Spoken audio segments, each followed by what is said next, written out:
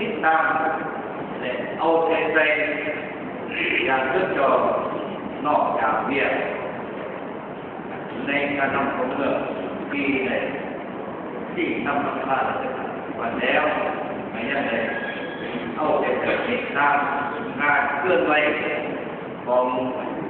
สมาชิกสภาของเราก็คือเย็นสภาของเราซึ่งมันตกใจออกในกลุ่มก็ติดตามมาหลังของประชุมตามมันจะทำอันนี้กับขนาดในท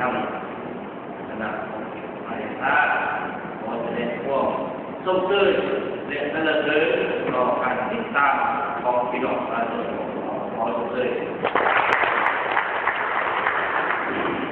บรรดาการ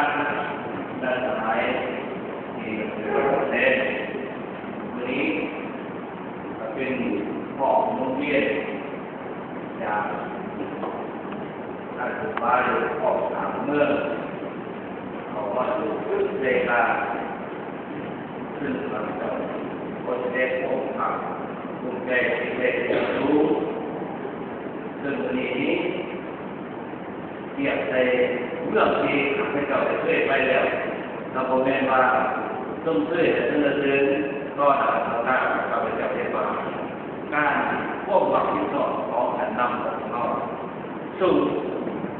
เห็นว่า